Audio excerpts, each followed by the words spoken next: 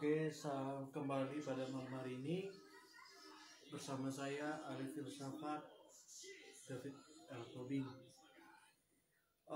Pada malam hari yang indah ini, izinkan saya untuk menyampaikan materi mata kuliah kita dalam rangkuman filsafat. Ya. Pada malam hari ini tentu kita sangat bersyukur dengan kehadiran daripada penyertaan yang luar biasa daripada Tuhan kita tentunya, apapun agama dan keyakinan kita. Dan kita meyakini bahwa keilahan itu nyata adanya, ya, terutama di Indonesia yang tentunya selalu berdasar kepada agama dan keyakinan dan sangat bertoleransi untuk hal itu sendiri. Nah, pada malam hari ini kita akan berbicara soal tentang Epikuros yang hidup dari tahun 341 hingga tahun 270 sebelum Masehi. Epikuros ini kalau dalam bahasa Yunani, kalau diterjemahkan dalam bahasa Indonesia, memiliki arti yaitu sekutu, juga bisa mengartikan artinya rekan. Nanti mungkin kita akan membahas bahasa-bahasa Yunani, ya, bahasa-bahasa Yunani, karena ini sangat berdekatan tentunya, ya, tidak hanya dalam ranah Alkitab tetapi dalam sejarah filsafat, dalam kehidupan berfilsafat juga bahasa Yunani sangat kental tentunya. Yang saya bahas hari ini adalah mengenai Epikuros, di mana ada dua tokoh yang nantinya akan kita masuk di dalam Kisah Para Rasul 17 ayat 18. Di situ ada dua golongan ahli pikir. Kalau kita masuk kepada filsafat, ahli pikir itu adalah filsuf, ya, ahli pikir. Di situ ada dua golongan. Yang pertama golongan Epikuros, yang kedua golongan Stoa, ya. Kedua tokoh ini memang nyata adanya, bukan isa penjempol, ya, terbukti dengan naskah-naskahnya, terbukti dengan sejarahnya, juga penemuan arkeologinya juga. Kemudian paham-pahamnya pun dianut dan menjadi gagasan-gagasan untuk diikuti oleh beberapa bangsa, ya, oleh para tokoh. Nah, mengapa saya tertarik membahas tentang Epikuros dan Stoa? Tentu ada alasan tertentu, ya. Yang untuk malam hari ini saya akan membahas tentang Epikuros, ya, Epikuros. Nanti Stoa mungkin kesempatan yang lain kita akan mempelajari tentang filsafat yang diutarakan oleh seorang tokoh bernama Stoa. Jadi kita hanya kepada Epikuros. Epikuros ini tentu adalah seorang tokoh yang tadi saya katakan dia lahir dari tahun 341 sebelum Masehi hingga pada tahun 270, ya, sebelum Masehi, dan tutup di usia 72 tahun. Ya, kita akan melihat latar belakang Epikuros sebelum kita masuk nanti pembacaan Kisah Para Rasul 17, ya. Nah, Epikuros ini seperti yang saya jelaskan tadi, dia memiliki arti sekutu dan rekan. Kemudian dia lahir tahun 341 hingga tahun 270 sebelum Masehi. Kemudian dia mendirikan semua mazhab filsafat yang bernama Epikureanisme, ya, Epikureanisme. Beliau juga lahir di Pulau Samos, Yunani. Namun orang tuanya lahir dari Yunani, ya. Orang tuanya dari Yunani, pemikirannya dipengaruhi oleh Demokritus, Aristoteles, dan juga mungkin para filsuf yang beraliran sinisme, ya. Dan kemudian nanti dia menentang aliran Platonisme yang pada saat itu lagi populer. Dengan dia begitu giatnya di dalam keseriusan dia dalam memberikan pemahaman daripada pikirannya, ia menuangkan segala pendidik edukasinya melalui dia mendirikan sekolah sendiri yang dipenuhi dan dijulukinya sebagai kebun di kota Athena itu sendiri. nanti kita akan melihat ada 3 surat yang ditulis olehnya. Yang pertama oleh seorang tokoh bernama Epikuros, yaitu surat kepada Menoikeus, ya, surat kepada Menoikeus, kemudian kepada Pitokles, dan ketiga Herodotos. Jadi ada 3, Menoikeus, ya, surat kepada Menoikeus, kemudian kedua surat kepada Pitokles, ketiga surat kepada Herodotos. Dan surat-surat itu ada, ya, nyata, dan itu memang ada naskah-naskahnya. Nanti kita akan masuk ke sana. Kemudian ditambah dengan adanya ajaran pokok, ya, ajaran pokok dan pepatah Vatikan, ya, itu juga ada di dalam Epikuros. Nah, ajaran-ajarannya ini telah dicatat dengan baik oleh seorang penulis dari zaman lain, ya, dari zaman lain, bukan di zaman dia, tetapi dari zaman lain, yaitu Romawi Lucretius. Kemudian nanti pencatatan biografinya yang berasal dari seorang Yunani bernama di sini kita lihat Laertius, ya, Diogenes Laertius, ya. Nah, aliran-alirannya ini sangat berkaitan dari epikureanisme, atomisme, materialisme, hedonisme, ya. Gagasan penting yang kita ambil nanti poinnya dalam cakupan yang berkaitan nanti ke arah Kisah Para Rasul 17, tentu kita akan berbicara tentang aponia. Apa itu aponia? Aponia itu adalah ketiadaan rasa sakit, ya. Aponia adalah ketiadaan rasa sakit. Kemudian ataraksia itu memiliki arti ketiadaan, kegelisahan, ketakutan, kecemasan. Ya, jadi ada 2 poin, aponia dan ataraksia. Dan masuk kepada penyimpangan atom, ya, bicara soal atom, ya, kita kalau di ilmu fisika itu ada atomnya, tapi kita akan masuk ke sana nantinya.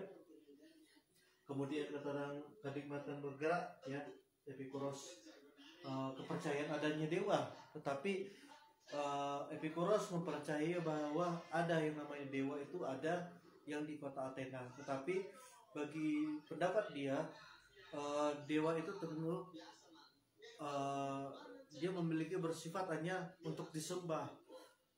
Dewa tersebut, dewa itu tidak ada campur tangannya dengan penganugerahan terhadap kehidupan manusia, dan juga soal penghakiman terhadap manusia. Jadi dewa itu hanya sebatas sesembahan oleh orang-orang yang mempercayai tentang adanya dewa itu di kota Athena.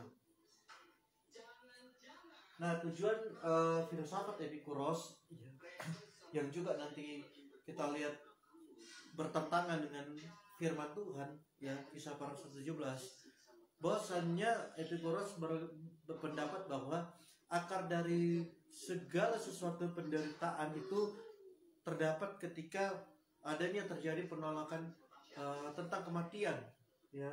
So, bagi Epikuros tentu kematian itu sangat mengerikan dan sungguh menyakitkan, dan pendapatnya bahwa kematian itu hanya berhenti ketika tubuh dan jiwa ini tidak ada lagi bergerak atau diam, ya. Jadi baginya tidak ada yang namanya penghakiman, tidak ada kebangkitan setelah terjadi kematian. Nah, inilah nanti yang akan bertolak belakang dengan ajaran daripada yang dibawa oleh Rasul Paulus mengenai tentang kebangkitan Yesus, ya.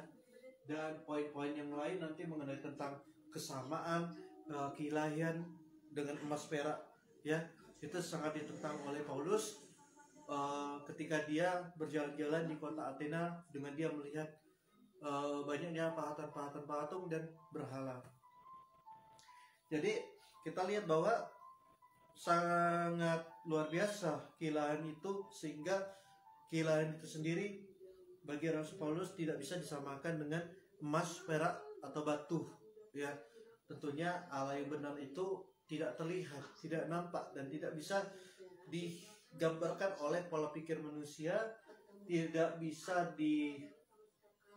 dibentuk sedemikian rupa sekalipun manusia itu cerdas adanya, ya. Artinya manusia itu boleh memiliki kecerdasan, kepintaran, namun tentunya manusia itu dalam hal memberikan pendapatnya bagaimana wujud daripada keilahan itu tentunya tidak bisa dijawab oleh dengan pola pikir sebentar apapun itu. Nah, inilah pentingnya kita mempelajari filsafat ya dalam kaitan dengan kekristenan tentunya. Terus kemudian nanti kita akan masuk misalnya perdiskusian ya di Areopagus nanti ketika Paulus disidang di sana ya. Kemudian juga kita akan melihat juga banyak hal yang akan kita masuk soal tentang kebangkitan dan tentang penghakiman itu sendiri. Nah, untuk itu kita akan baca dari Kisah Para Rasul 17 ayat 18. Nah, sebelum masuk sebelum kita masuk kepada Kisah Para Rasul 17 ayat 18, sebelum Rasul Paulus ini masuk ke kota Athena, ya. Sebelum Paulus masuk ke kota Athena, kalau kita baca sejarah Paulus ketika dia masuk ke kota-kota sebelum Athena, dia juga mendapat juga perlakuan-perlakuan yang tidak baik ya. Tetapi tidak sama dengan kondisi yang ada di sini, di mana terjadi dialektika, terjadinya perdebatan, terjadinya persidangan, bertukar pikiran, itu tidak ada ya. Yang ada nanti kita akan masuk kepada ketika si Paulus itu masuk ke kota Athena. Jadi Rasul Paulus ini memang tentunya mengapa dia sebelum dia masuk ke dalam ranah persidangan, sebelum dia masuk ke dalam diskusi dialektika itu, Paulus ini dimulai dengan penglihatannya, bukan penglihatan supranatural, tetapi secara oleh matanya, ya, oleh indranya, dia melihat bahwa ada patung-patung yang di kota Athena itu, oke?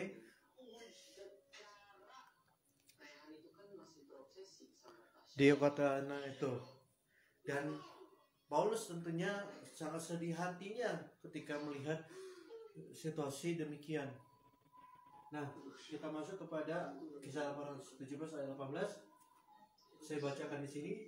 Dan juga beberapa ahli pikir dari golongan Epikuros dan Stoa bersoal jawab dengan dia. Siapa dia itu? Yaitu Paulus. Kemudian ada yang bertanya, apakah yang hendak dikatakan si Peleter ini? Si Peleter ini nanti Anda bisa lihat di searching di Google apa artinya ya. Tetapi yang lain berkata rupa-rupanya ia adalah pemberita ajaran dewa-dewa asing. Sebab ia memberitakan Injil tentang Yesus dan tentang kebangkitannya. Ya. Yang pertama di sini kita melihat adanya reaksi daripada orang-orang yang ada di situ, yaitu golongan Epikuros dan Stoa. Ya, mereka menyinggung ajaran yang dibawa oleh Paulus ini. Ya, apakah yang hendak dikatakan oleh si Peleter ini? Terus kemudian yang lain juga berkata bahwa rupa-rupanya ia adalah pemberita ajaran dewa-dewa asing, sebab ia memberitakan Injil tentang Yesus dan kebangkitannya. Dan ini kita lihat, kita akan masuk kepada poin yang terpenting di sini adalah tentang kebangkitan Yesus itu sendiri. Jadi ini merupakan, kalau kita masuk kepada tentang kebangkitannya, tentunya ini sangat bertolak belakang dengan pemahaman yang telah dipelajari, yang telah dikaji oleh seorang yang bernama Epikuros. Ya, dalam hal ini kita bicara dulu Epikuros, nanti Stoa nanti kita belakangan. Nah, kemudian kalau kita masuk tentang kebangkitan ini, kita bisa masuk menjadi angka 1. Kemudian ayat 19, lalu mereka membawanya menghadap sidang Areopagus dan mengatakannya, bolehkah kami tahu ajaran baru mana yang kau ajarkan itu? Kita masuk ini angka kedua. Ya, jadi sekali lagi orang-orang ini yang yang merasa terusik dengan kehadiran Paulus dengan membawa ajaran yang baru, apalagi tentang kebangkitannya, ya. Mereka juga ketika orang-orang ini membawa Paulus ke persidangan, mereka bertanya, bolehkah kami tahu ajaran baru mana yang kau ajarkan itu? Ajaran baru manakah yang kau ajarkan itu? Ya, ini nomor 2. Ke ayat 20, sebab engkau mendengarkan kepada kami perkara-perkara yang aneh, karena itu kami ingin tahu apakah artinya semuanya itu. Ini yang ketiga. Jadi kita lihat di sini, inilah kajian-kajiannya. 21, adapun orang Athena dan orang-orang asing yang tinggal di situ tidak mempunyai waktu untuk segala sesuatu selain untuk mengatakan dan mendengar segala sesuatu yang baru. Ini adalah, saya katakan ini sudah masuk ke dalam ranah diskusi yang sangat frontal, ya. Ibaratnya kalau kita bawa zaman sekarang, apa yang viral, mulai manusia itu mulai berkumpul ingin tahu, ya. Jadi manusia ini di zaman ini meninggalkan urusan kekeluargaannya, meninggalkan urusan nafkahnya, meninggalkan urusan yang lebih penting untuk kehidupan pribadinya, juga keluarganya, dengan cara apa? Dengan mereka pergi semua berkumpul di kota Athena, ya. Kita tahu bahwa kota Athena itu di situ adalah tempat berkumpul-kumpul para ahli pikir, para filsuf, ya. Makanya dikatakan adapun orang Athena dan orang asing tinggal di situ tidak mempunyai waktu untuk sesuatu selain untuk mengatakan dan mendengarkan. Jadi bagi orang-orang Athena saat itu dan orang-orang asing ada berada di kota Athena, ya, mereka sangat care sekali dengan yang namanya diskusi, dialektika, ya. Mereka menganggap titik kumpul, musyawarah, percakapan, tukar pikiran, berdiskusi itu jauh lebih penting daripada kepentingan yang lainnya. Mereka menganggap bahwa ya itulah kota Athena. Mereka dikenal dengan kegigihan mereka dalam bertukar pikiran, ya, berdiskusi. Oke. Jadi kalau kita lihat di sini, dimulai dari kita bicara tentang kebangkitannya, mereka mempertanyakan, kemudian ajaran baru yang mana, ajaran baru apa yang dibawakan oleh Paulus. Kemudian ketiga juga kami ingin tahu apakah artinya semuanya itu. Jadi mereka sangat penasaran, ya.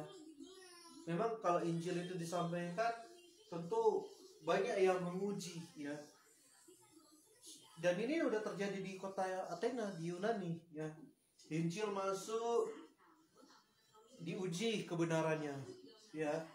Diuji kebenarannya melalui apa? Melalui yang pertama adalah konsep daripada ajaran yang masuk, paham, ya. Kemudian nanti ketika dijumpai ada sesuatu hal yang bertentangan atau yang bertolak belakang, mereka ingin membongkar, ya, ingin mencari tahu tentang kebenaran, ya.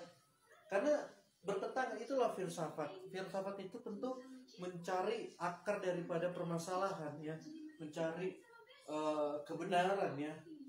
Walaupun dia sudah nyata, sudah benar, tetapi tidak ada rasa kepuasan di situ, ya. Kita melihat begitu, saya katakan begitu kerasnya mereka untuk berpikir. Sekali lagi, orang-orang Athena itu suka berpikir, ya. Makanya nanti si Paulus berkata kita tidak boleh berpikir, ya. Nah, itu nanti kita akan masuk ke ayat berikutnya. Nah, jadi itulah kondisinya, itulah situasi yang ada. Mungkin kalau Injil itu masuk di kota-kota lain, ya, di kota-kota lain atau kota-kota manapun itu tidak sampai seperti ini, ya. Ya, ini saya rasa hanya di kawasan Athena, ya, karena di situ ada orang-orang golongan-golongan filsuf pada waktu itu. Nah, kemudian ya jangankan tentang soal Injil ya, ketika ada filsafat-filsafat yang baru, misalnya tentang ajaran Stoisme, kemudian ada paham-paham baru, mereka suka melakukan diskusi ya, suka adanya tukar pikiran. Tetapi di sini kita bisa melihat ini sangat Rasul Paulus ini ketika dia membawa ajaran baru itu, dia sangat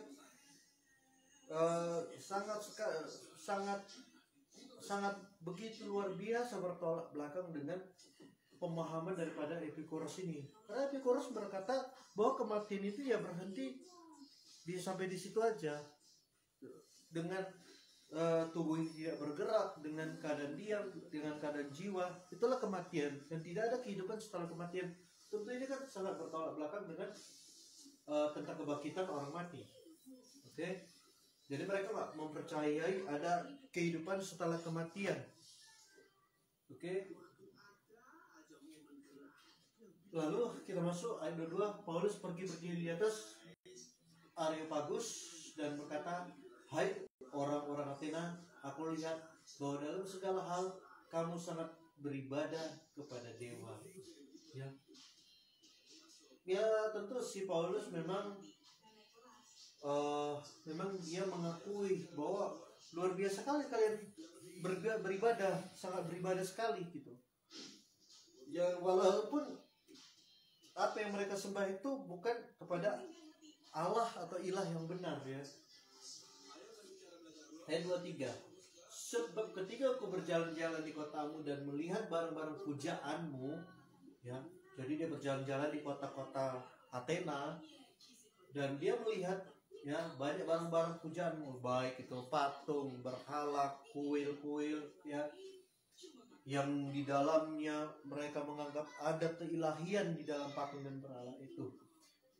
Aku menjumpai juga mezbah dengan tulisan ya, jadi dia melihat juga ada sebuah mezbah di situ. Di kota Athena itu dia melihat sebuah mezbah. Mezbah itu kita bicara pelataran ya, pelataran kudus ya. Sebuah mezbah dengan tulisan kepada Allah yang tidak dikenal. Allah ini adalah huruf A besar, yaitu kepada Allah yang benar. A-nya huruf besar. Kepada Allah yang tidak dikenal, apa yang kamu sembah tanpa mengenalnya, itulah yang kuberitakan kepadamu. Jadi si Rasul Paulus ini menginginkan, mengharapkan ya, dengan adanya tulisan di mezbah itu, orang-orang Athena dan juga orang-orang asing ya, ketika melihat ada tulisan itu, mereka menyadari bahwa apalah arti tulisan itu sementara mereka tidak mengenal kealahan dengan benar ya. Tentunya Allah yang di sini adalah huruf A yang besar ya, bukan Allah berhala-berhala yang lain. Itulah sebabnya Rasul Paulus mementingkan di situ pemberitaan Injil kepada mereka ya. Keempat, Allah yang telah menjadikan bumi dan segala isinya, Ia adalah Tuhan atas langit dan bumi, tidak diam dalam kuil-kuil buatan manusia. Ya, sekali lagi memang Paulus melihat ada mezbah dengan tulisan kepada Allah yang tidak dikenal, A-nya huruf besar. Kemudian dia melihat lagi bahwa Allah itu hadir dengan bukti nyatanya Allah itu menciptakan segala bumi, dia jadikan segala isinya pun dijadikan, dan tidak sepatutnya Allah atau Tuhan yang benar itu hadir di dalam kuil-kuil buatan manusia. Jadi Saint Paulus ini menganggap orang yang sepintar apapun itu ya, manusia sepintar apapun dia, bahkan orang-orang filsafat pun tidak punya hak untuk menjabarkan, untuk memvisualisasikan bagaimana rupa daripada Allah. Inilah yang ditentang oleh Paulus ya. Dia sangat keras karena baginya kalau manusia menyamakan Allah atau Tuhan dalam konteks Allah atau Tuhan yang benar, kalau itu disamakan dengan manusia yang dengan kecerdasan, kesenian dan keahlian mereka membentuk sedemikian rupa dengan patung, dengan kuil, seolah-olah Tuhan itu kekurangan, ya. Makanya Paulus mengatakan di ayat mana ya? Sebentar.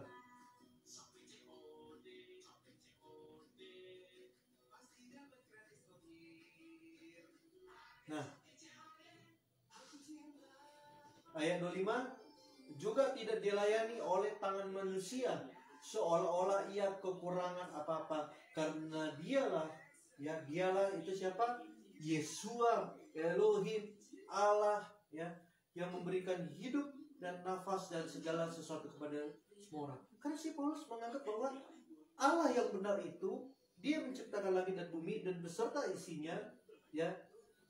Allah itu juga, Tuhan itu dalam konsep keilahan secara teos yang benar, Tuhan inilah yang juga memberikan hidup, juga nafas dan segala sesuatu kepada semua orang. Jadi tentu saja ini sangat bertolak belakang, sangat bertentangan. Paulus melihat, ya, Allah yang menjadikan semuanya, Allah yang memberikan nafasnya sehingga manusia bisa hidup. Manusia bisa buat apa untuk Allah? Artinya manusia dengan membangun patung-patung, berhala, dan menganggap bahwa disitulah Allah berdiam, disitulah Tuhan itu berdiam dalam patung-patung dan berhala. Paulus menganggap itu seolah-olah Allah itu memiliki kekurangan di situ. Karena Allah tidak butuh, Allah itu tentu tidak butuh untuk manusia menggunakan pola pikirnya untuk menyatakan bagaimana konsep bentuk wujud daripada Allah itu sendiri, bentuk wajah dalam patung, ya. Kita melihat memang Athena itu, Yunani itu dengan keahlian kesenian mereka luar biasa, ya. Memang manusia boleh memahat patung, boleh untuk membangun kuil atau apa, ya, selama ya memang ya mungkin itu hasil seni, ya, bukan untuk disembah, ya, bukan untuk dipuji-puja, bukan untuk sebagai suatu sakramental, ya. Apalagi kuil, patung, berhala dibuatkan itu seakan-akan itulah Allah. Dan Paulus tidak suka hal itu. Sangat menajiskan kepada Rasul Paulus melihat kelakuan orang-orang Yunani. Artinya lu boleh jago kesenian, lu boleh keahlian dalam memahat patung, tetapi lu tidak boleh menyamaratakan keilahan itu, ya, Allah itu dengan buatanmu yang dengan engkau membentuk emas, perak dan batu. Nanti ada ayatnya, kita lihat di situ, ya. Dan ayat 30, dengan tidak memandang lagi zaman kebodohan, ya. Jadi Paulus ini tidak lagi memandang itu zaman kebodohan atau apa. Tetap dia mengacu kepada, maka sekarang Allah memberitakan kepada manusia bahwa di mana-mana semua orang harus bertobat. Jadi Paulus tidak peduli lu di masa kebodohan seperti ini, ya. Makanya Paulus meminta bangsa orang-orang Yunani, filsuf-filsuf yang ada di Athena tidak boleh berpikir, apalagi berbicara soal Allah. Karena Allah dan Tuhan tidak bisa kita menggunakan logika nalar pikiran kita. Karena tentu pikiran Tuhan jauh dari atas pikiran kita. Semua pasti setuju lah. Oke. Kemudian kita masuk ke ayat 31, bicara soal penghakiman. Nah, bicara soal penghakiman ini pun mendapat pertentangan daripada seorang bernama Epikuros, ya. Karena tentu si Epikuros memandang bahwa dewa-dewa yang dia percaya, Epikuros percaya, sekali lagi Epikuros percaya akan adanya dewa-dewa, tetapi Epikuros beranggapan bahwa, berpendapat juga bahwa dewa-dewa itu tidak ikut campur dalam menganugerahkan kehidupan, baik itu berkat atau rezeki, dan juga soal kematian, penghakiman. Dewa-dewa itu tidak ikut campur, Dewa itu hanya sebatas sesembahan. Makanya di sini Epikuros memandang bahwa ketika si Paulus menyatakan bukan hanya soal kebangkitan Yesus, tetapi juga bukan hanya bicara soal kebangkitan orang-orang mati, tetapi soal tentang penghakiman. Seandainya Anda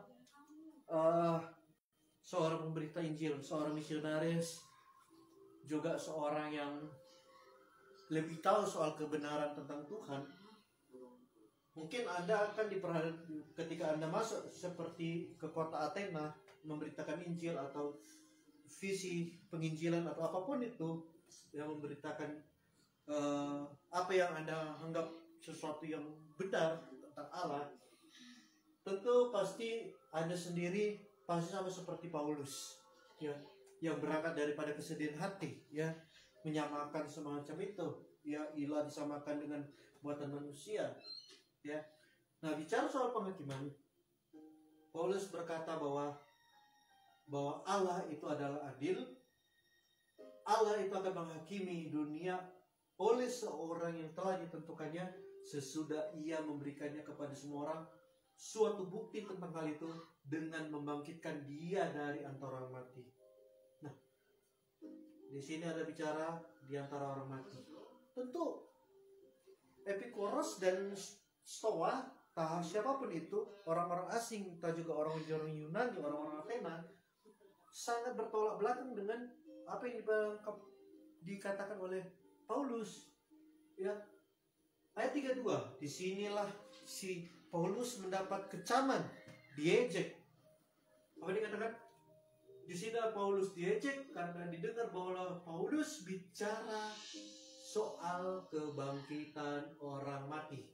Jadi bukan hanya kepada soal tentang ilah itu yang disamakan dengan emas perak dan apa, bukan itu saja, tetapi lebih mengenanya adalah tentang kebangkitan orang mati. Karena itu Paulus tidak percaya akan adanya kehidupan setelah kematian. Nah, itu dia pentingnya kita belajar filsafat, ya. Yang lain berkata, lain kali saja kami mendengarkan engkau berbicara tentang hal itu. Lain kali saja kami mendengar engkau. Coba Anda bayangkan, ketika Anda seperti seorang Rasul Paulus, Anda ditanya mengenai ajaran baru, apa yang kau bawa? Ya, ketika Anda bicara soal tentang konsep-konsep, ya, di mana konsep-konsep itu sangat bertolak belakang dengan ajaran mereka, ya. Kemudian mereka juga meminta kita memberikan penjelasan, ya. Nah, ketika kita memberikan penjelasan, misalnya adanya tentang kebangkitan orang mati, ya, pokoknya yang bertolak belakang dengan kehidupan mereka, budaya Yunani, ya, kita awalnya ya diterima sangat hangat, ya, dalam hal ini seperti Paulus. Tetapi kemudian apa yang didapat ketika Injil itu disampaikan, ada saja mereka ini berkata, lain kali saja kami mendengar engkau berbicara tentang hal itu. Jadi ini adalah ejekan, ya, ejekan. Memang ejekan itu ada di mana-mana, ya. Ketika kita menyampaikan kebenaran, kita pasti mendapatkan ejekan karena kehidupan dia, budaya dia begitu kerasnya, ya, dengan pola pikirnya, ya. Beda dengan kita yang sudah mengenal kebenaran firman Allah, firman Tuhan, ya. Kemudian ayat 33, Paulus meninggalkan mereka. Dan 34 adalah karya yang luar biasa, di mana kita melihat bahwa dari hasil pembicaraan, dari hasil penyampaian oleh Rasul Paulus, ternyata ada juga orang-orang yang ikut bersama Paulus. Siapakah dia? Dia adalah seorang Dionysius, anggota majelis daripada Areopagus. Dan juga ada bernama Damaris, dia seorang perempuan. dan ada orang-orang lain yang mengikuti mereka. Kita bisa bayangkan Paulus sudah mengutarakan tentang konsepnya, tentang kebenaran, tentang keilahan, tentang kealahan yang benar, ya, dipersidangkan. Nyatanya Injil itu, misi penginjilannya berhasil memenangkan jiwa-jiwa, yaitu Dionysius, Damaris, dan beberapa orang lainnya. Memang Paulus mendapat ejekan, tetapi Paulus ketika dia pergi meninggalkan persidangan tersebut, ada orang, kita katakanlah Dionysius ini adalah anggota majelis itu, memiliki pengaruh pada waktu itu.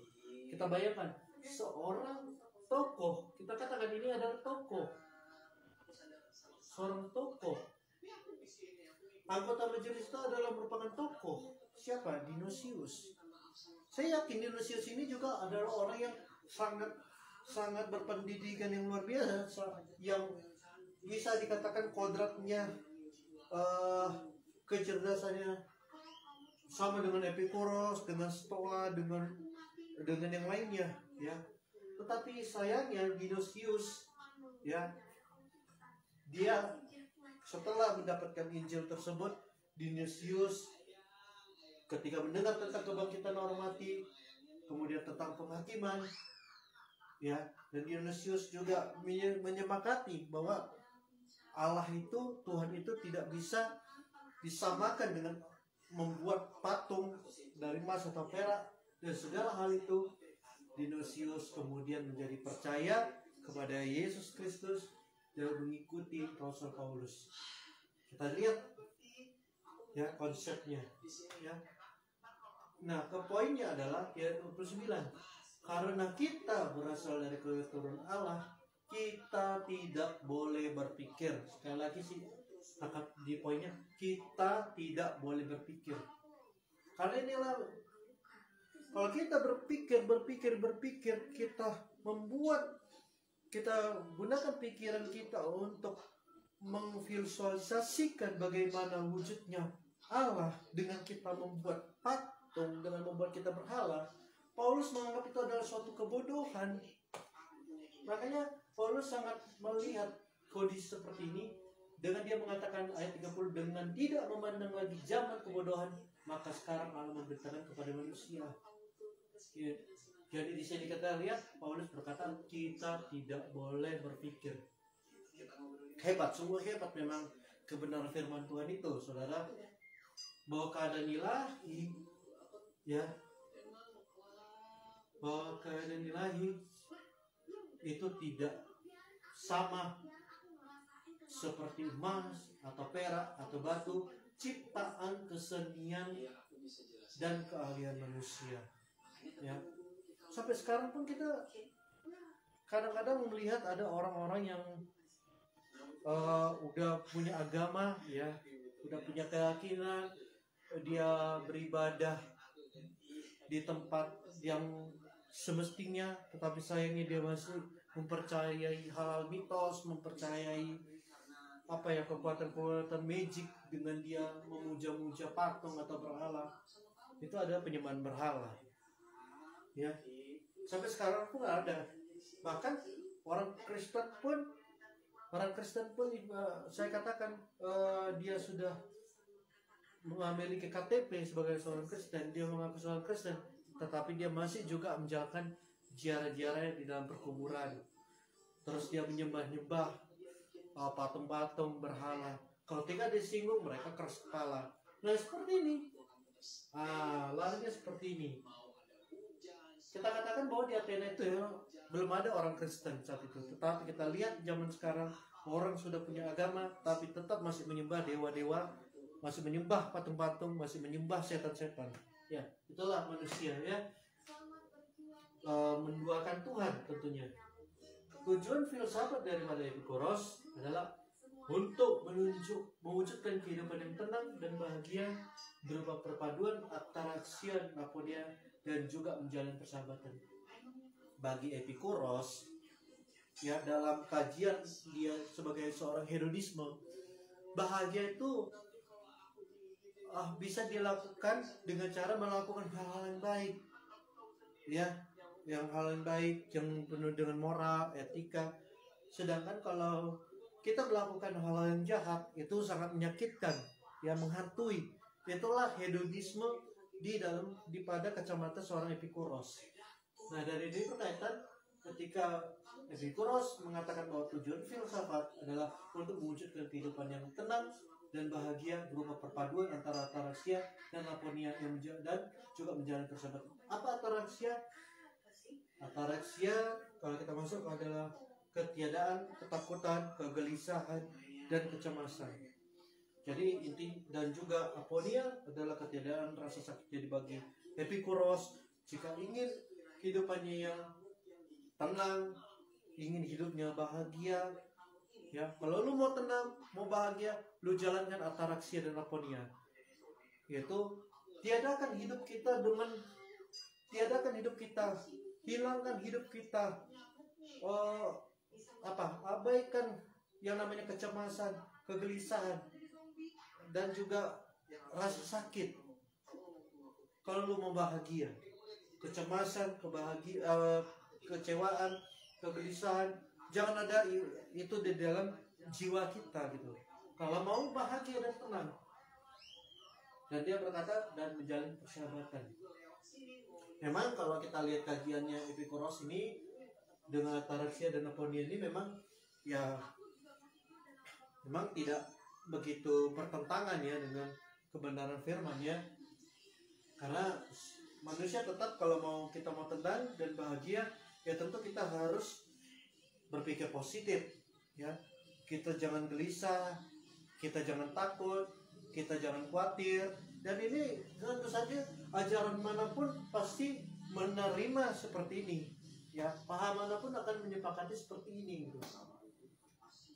Nah, kita masuk ke poin bawahnya adalah Epikuros memandang bahwa akar dari segala penderitaan adalah penolakan kematian. Bahwa akar dari segala penderitaan ya. Jadi dia menganggap bahwa akar segala penderitaan itu bukan akar dari penderitaan itu bukan karena miskin ya, bukan karena hidup dalam kesusahan, bukan karena dari segi faktor uang atau apalah itu.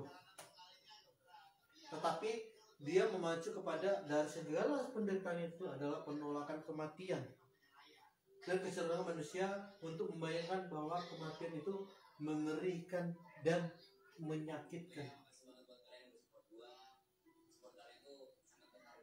Ya.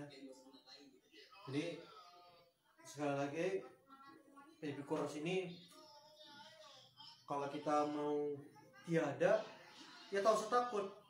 Kalau kita mau meninggal, kita tak usah takut. Selagi kita berbuat yang baik.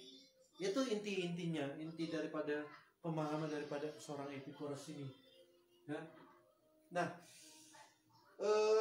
kita bisa melihat daripada Epikureanisme ini akan berhenti masanya ketika masuknya ajaran kekristenan ya ke Yunani, kemudian juga adanya pemahaman baru yaitu namanya Stoicisme ya.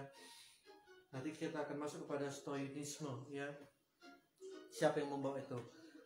Lalu kemudian Epikureanisme ini kembali diperkenalkan ya pada abad ke-15 ya. Mengapa bisa ditemukan kembali? Kenapa diperkenalkan kembali? Tentunya itu karena adanya temuan-temuan naskah pada waktu itu, pada abad ke-15. Nah, kemudian pada abad ke-17 ternyata ajaran yang dibawa oleh Epikuros ini dengan nama daripada Epikureanisme itu diperkenalkan lagi dan dimasukkan dalam gagasan-gagasan baru oleh seorang tokoh bernama Pierre Gassendi. Siapa Pierre Gassendi? Dia adalah imam Katolik di Prancis. Ya, dialah yang membuat gagasan-gagasan baru, ya, dengan konsep yang baru. Ya, Pierre Gassendi. Mungkin Anda nanti bisa belajar tentang naskah-naskahnya. Kemudian kita lihat nanti di situ ada ajaran pokok dan pepatah Vatikan, ya. Kemudian ada juga karya-karya yang dibuat oleh seorang tokoh bernama Epikuros ini, yaitu berupa surat, yaitu surat pertama, surat kepada yang seperti saya sampaikan tadi, surat kepada Meneukeus, kemudian kepada kedua Pitokles, ketiga Herodotos, ya. Dan naskah-naskah itu ada, ya, mungkin kita akan masuk ke sana nanti, bagaimana bentuk naskahnya, isinya seperti apa, kemudian apa yang melatar belakangi karya-karya tersebut. Dan cuman hanya ini saja. Karya-karya yang lain daripada Epikuros ini hilang dengan sendirinya karena dengan adanya kemajuan peradaban yang baru, dengan adanya masuk ajaran kekristenan dan juga pengaruh pengaruh daripada Stoicisme, ya. Dan Epikuros ini, ajaran Epikureanisme tentu dilakoni oleh para tokoh seperti Karl Marx, David Hume, Thomas Jefferson, ya, dan juga John Locke, ya. Kalau Anda belajar tentang Karl Marx, Anda tentu tahu, ya. John Locke juga, ya. Kalau kita di zaman sekolah, saya ingat dulu SMP belajar tentang Bonaparte, Napoleon Bonaparte, ada ini konsep-konsep Karl Marx, John Locke. Ini bukan orang yang, ini adalah orang-orang yang lebih banyak memperprestasikan tentang keilmuannya, baik dalam hukum juga, dalam negara juga, dalam politik. Ini sangat kental sekali nama John Locke. Karl Marx ini juga dalam politiknya, ya. Nah, jadi intinya adalah Paulus ingin membuka wawasan orang-orang pada waktu itu di Athena dari kesesatan berpikir menuju kepada kebenaran yang sejati, ya. Itu adalah inti pengajaran daripada yang dibawa oleh Rasul Paulus, ya. Memang hal ini nggak pernah saya dengar di dalam khotbah-khotbah di gereja. Saya nggak pernah dengar seperti ini. Saya tidak pernah menerima khotbah semacam ini. Kebanyakan khotbah-khotbah di gereja itu kebanyakan tentang pesan moral, tentang kasih, tentang mengasihi. Ya, saya yakini memang tentang perpuluhan. Dan soal tentang siapa ini Epikuros, siapa ini Stoa, nggak pernah hamba Tuhan sedikit pun menjabarkan secara detail, sehingga jemaat yang hadir di gereja hanya mendapatkan khotbah-khotbah untuk menegur hatinya, ya. Tetapi soal keilmuan dalam sejarah, apa yang melatar belakangi permasalahan tersebut, siapa tokoh-tokohnya, hamba Tuhan tidak pernah satupun menyampaikan di khotbah, ya. Anda bisa lihat di gereja manapun tidak pernah mengungkapkan siapa ini Epikuros dan siapa ini Stoa. Tidak pernah. Mungkin saya sendiri yang baru menjabarkan siapa Epikuros dan Stoa. Ya, kalau kita masuk kepada kajian mungkin ke orang-orang yang belajar teologi, ya, yang mempelajari filsafat, mungkin ini ada. Tetapi di gereja ini tidak ada. Jadi saya menganggap bahwa manusia sangat penting, apalagi orang-orang Kristen itu sangat penting sekali untuk memahami secara dalam, untuk keilmuannya, ya, untuk pengetahuannya. Bukan hanya orang-orang Kristen itu tahu soal tentang kasih, tahu soal bagaimana sejarah kehidupan Yesus dari lahir hingga kematiannya, karya penyelamatannya, karya penebusannya, terus bagaimana orang-orang berdosa. Itu udah hal biasa, ya. Sudah saya anggap itu hanya isapan jempol doang. Bukan isapan jempol saya menganggap itu bukan saya menganggapnya itu sebagai cerita dongeng, tidak. Tetapi bukan saatnya lagi kita mengkhotbahkan tentang uang, bukan saatnya lagi kita mengkhotbahkan hal yang biasa yang pernah kita sampaikan. Sekarang kita buktikan banyak hamba-hamba Tuhan bicara soal tentang darah, tentang hukum ketetapan di Israel, tentang hal-hal yang mengarah kepada karya penyelamatan, tentang penebusan, ya, tentang surga pun dibicarakan, tentang neraka. Tetapi ini jauh lebih penting, ya, bagaimana kita harus tahu dan memahami bagaimana Rasul Paulus ini, ya, bagaimana Rasul Paulus ini merespon ketika dia mengerjakan karya keselamatan, ya, yang diyakininya ketika ia masuk kepada kota Athena. Kota Athena seperti apa, ya, dan orang-orang seperti apa, tokoh-tokoh seperti apa, kemudian budaya seperti apa. Saya rasa hamba Tuhan semestinya mengkaji lebih dalam. Jadi jangan salah, ya, jangan kita selalu bicara soal di gereja itu soal uang, perpuluhan, memperkaya diri, ya. Dan saatnya kita juga menyampaikan, ya, di dalam khotbah itu mengenai tentang bagaimana kegigihan, ya, bagaimana iman daripada seorang Paulus ketika memberitakan Injil. Itu semestinya yang disampaikan para hamba Tuhan. Makanya saya tertarik dengan pembelajaran filsafat, ya. Orang lain yang awam menganggap, buat apa belajar filsafat, ya, karena mereka hanya menganggap bahwa filsafat itu sesat pikir.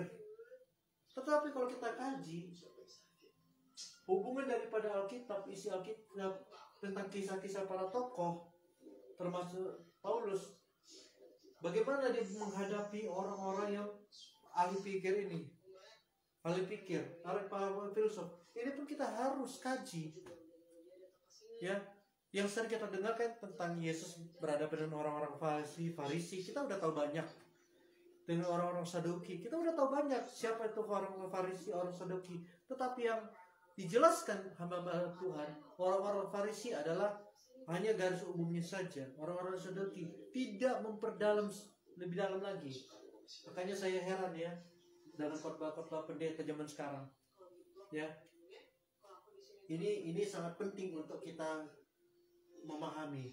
Jadi filsafat itu sangat penting ketika kita masuk ke dalam semacam ini, ya. Filsafat ini bukan hanya berbicara soal ketuhanan. Filsafat ini adalah induk ilmu pengetahuan dari semua yang ada, baik hukum, ekonomi, epistemologi, ontologi, ya. Kita bisa mengenal fisika itu dari mana. Tentu orang-orang ini yang membawa. Kita belajar kimia, kita belajar tentang geometri, kita belajar tentang Pitagoras. Siapa yang membawa itu semua? Yaitu mereka, orang-orang Yunani. Para filsuf yang membawa ini semua. Kalau tidak ada filsafat, tidak ada yang namanya hukum. Kalau tidak ada filsafat, tidak ada ekonomi. Kalau tidak ada filsafat, tidak ada politik. Jadi kita tidak boleh anti dengan filsafat, ya. Kecuali kalau Anda memahami filsafat sebagai aksi dendam saudara, ya, disalahgunakan, itu sangat berbahaya. Makanya ketika kita mempelajari filsafat, kita harus tahu kemana itu harus kita bawa. Apakah filsafat itu untuk mengajari kita untuk lebih belajar kebijaksanaan, atau kita mempelajari filsafat itu untuk kita menyesatkan pikiran orang, ya. Karena kita lihat ada filsuf kayak seperti Platonisme, seperti tentang seorang tokoh yang kemarin pernah saya sampaikan, yang orang tuanya adalah seorang pendeta, kemudian dia menjadi seorang ateis, ya. Itu pun memang kita pelajari, kita kaji. Tetapi itu tidak membuat kita menjadi jatuh. Ingat bahwa ya, semua manusia itu bisa berdosa. Oke? Ya. Bukan filsafat ini yang membuat kita jatuh ke dalam dosa. Banyak, ya, dengan kita mencemoohin orang, ya, dengan kita memfitnah orang, itu juga dosa. Jadi bagi saya lebih penting saya mengkaji soal filsafat daripada saya menjelekkan orang, daripada saya mengolah orang lain, daripada saya serakah mengambil hak orang lain. Nah, Anda sadari itu. Yang mana yang jauh lebih penting? Mana yang lebih bijak? Kita mengkaji filsafat atau kita ngomongin rencana untuk membunuh orang? Atau mana kita pilih? Kita belajar filsafat atau kita nongkrong di gereja kemudian kita menghakimi orang-orang lain? Kita mengatakan bahwa dia sudah jatuh dalam pelayanan, dia berzina, dia sudah bercerai. Mana yang jauh lebih penting? Filsafat atau itu? Anda sendiri yang menjawabnya. Jangan kita jadi batu sandungan, kawan. Oke? Jadi sekali lagi saya tekankan, jangan pernah namanya filsafat, bro. Anda karena belum masuk ke dalam ranah filsafat, ya, jangan langsung berpikir sesat. Ya, kalau Anda anti sama filsafat, Anda tak usah masuk ke politik, Anda tak usah masuk hukum, Anda hidup aja di tengah hutan. Saya katakan, ya, filsafat ini adalah induk dari segala ilmu pengetahuan, epistemologi, ontologi, ya, semua pengetahuan yang kita peroleh itu semua induknya dari filsafat. Jadi kalau Anda benci sama filsafat, ya udah, Anda tak usah masuk jadi pengacara, Anda tak usah jadi seorang dosen, Anda tak usah menjadi seorang pastor atau pendeta, karena pastor pun mempelajari filsafat. Ya, filsafat ini banyak gunanya. Bisa menjadi seorang dosen, bisa menjadi seorang kalau di Katolik itu menjadi seorang pastor, biarawan, ya, bisa dia menjadi seorang yang konsultan, bisa dia menjadi seorang pengacara, banyak. Jadi ya kita sadarilah, ya, saya lebih memilih memperdalam filsafat. Kalau Anda tidak setuju, itu hak Anda. Tetapi saya menganggap filsafat itu jauh lebih penting daripada saya berkumpul sama orang-orang pencemooh, ya, yang suka menghakimi orang lain, yang suka dia walaupun dia sudah Kristen dia suka menjelek-jelekkan orang lain, ya, daripada mereka hamba-hamba Tuhan makan uang jemaat. Karena filsafat itu bertanggung jawab atas hati nurani. Bagaimana kita bisa bertanggung jawab kepada Tuhan sementara untuk diri kita sendiri, untuk hati nurani kita nggak mau bertanggung jawab. Jadi filsafat ini tujuannya adalah untuk bertanggung jawab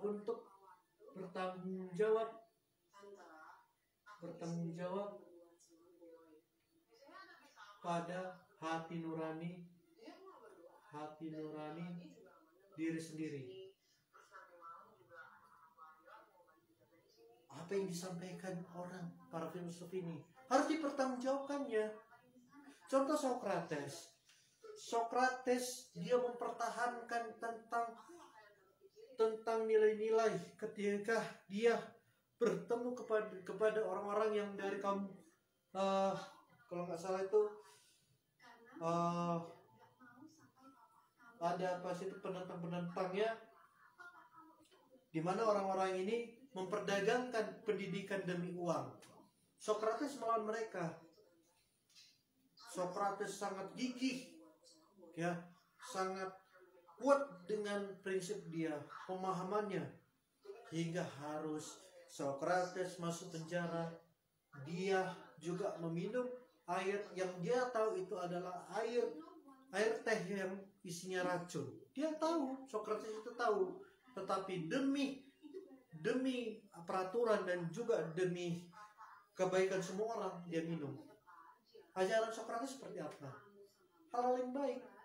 Dia menentang sebaiknya pendidikan itu tidak diperjualbelikan, tidak demi uang.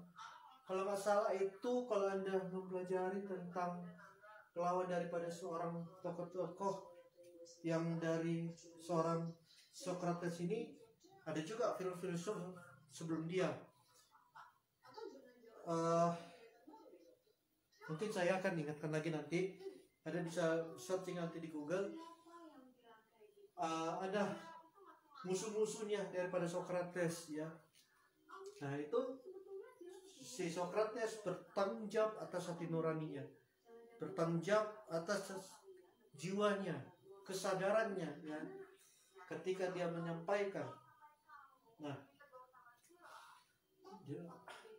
seperti ini Epikuros, walaupun dia Rasul Paulus sudah menyampaikan berapa poin, Epikuros tetap memilih mempertahankan pahamnya ya.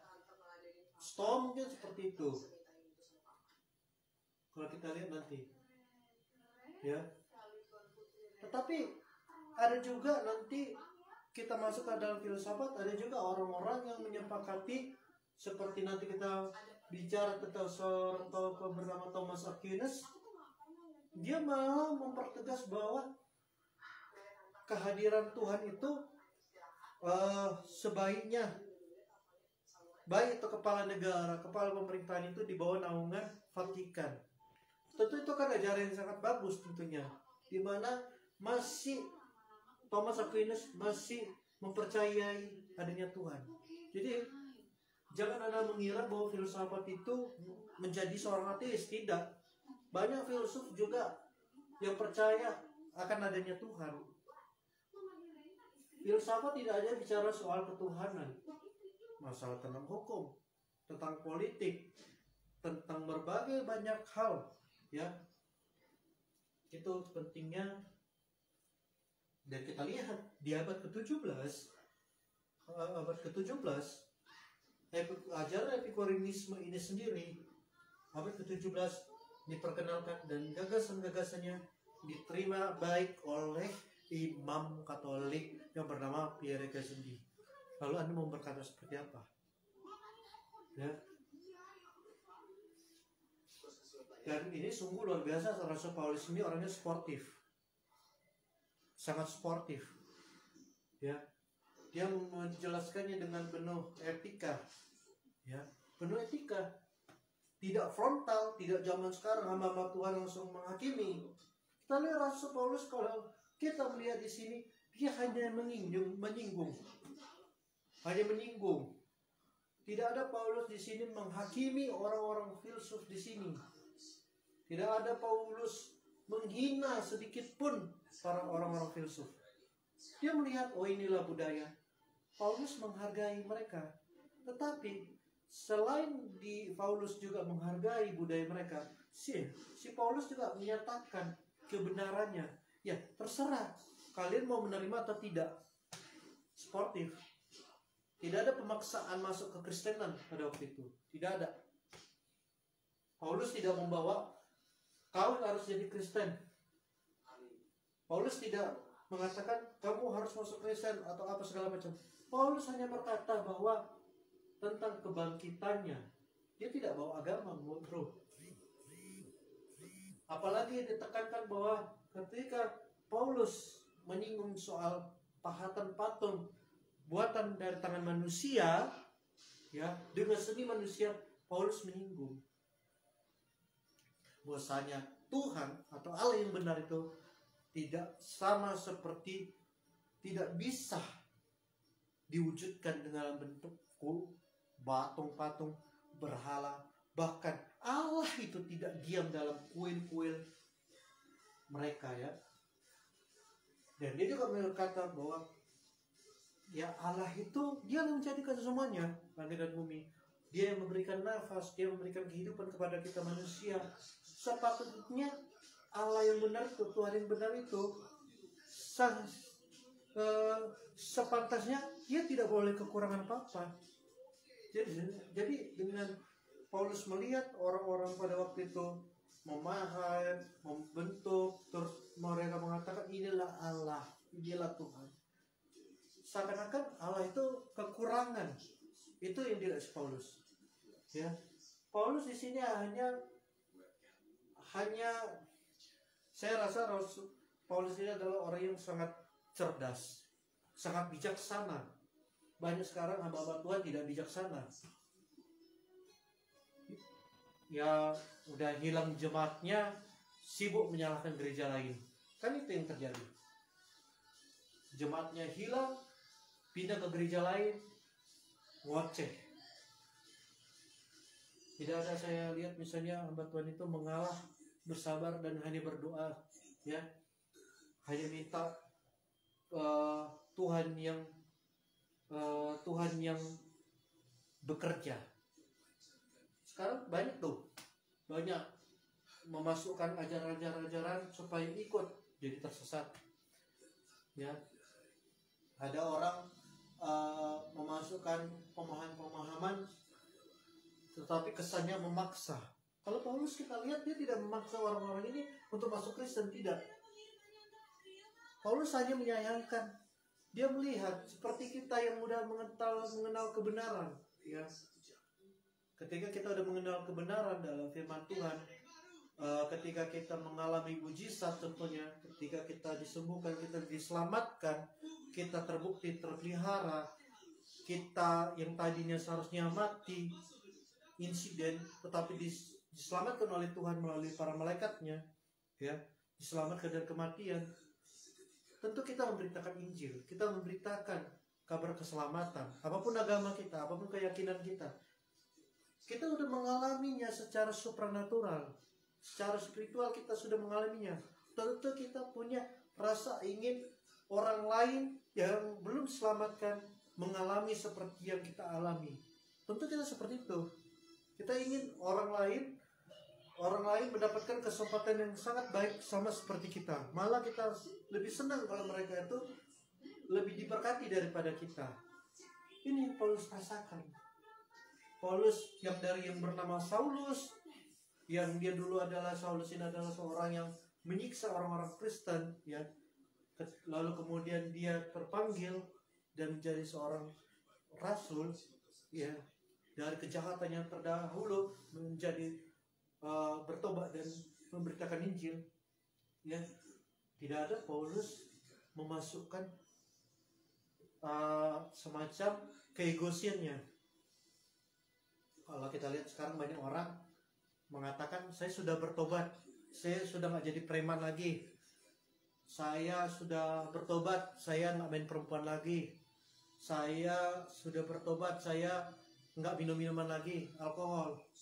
Tapi ketika dia sudah bertobat, sudah menjadi seorang Kristen, tapi kerjaannya suka mencemooh orang lain, suka serakah, suka juga main perempuan, datang ke gereja, dia udah lahir baru, datang ke gereja cari cewek, cari perempuan, matanya penuh dengan zina.